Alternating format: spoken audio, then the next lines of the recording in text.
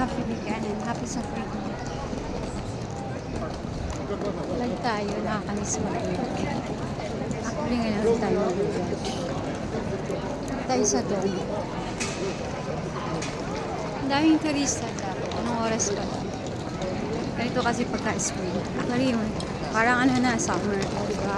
Naka-ano na tayo, naka-light na tayo dyan. Hindi na tayo makapal. Makapal na lang ang face. Char lang. Charot lang tayo. Nakakamiss din mag-vlog. Yung tagal ko din hindi nag-vlog.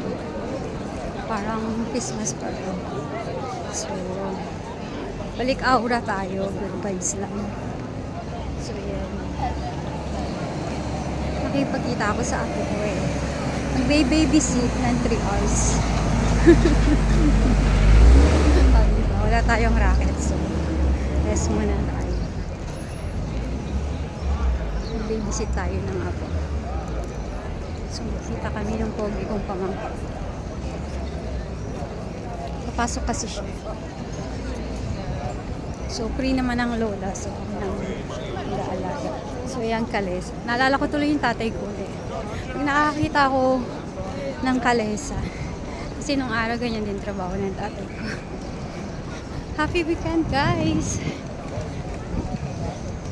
Happy Saturday! Bye! Update lang po tayo. At nakakamiss kong mag-vlog.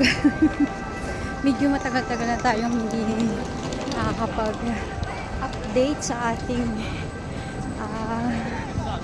pag-vlog. So, mag-ano naman tayo. Mag-update tayo ng konti. So, bye guys! Happy weekend! God bless as always. Bye!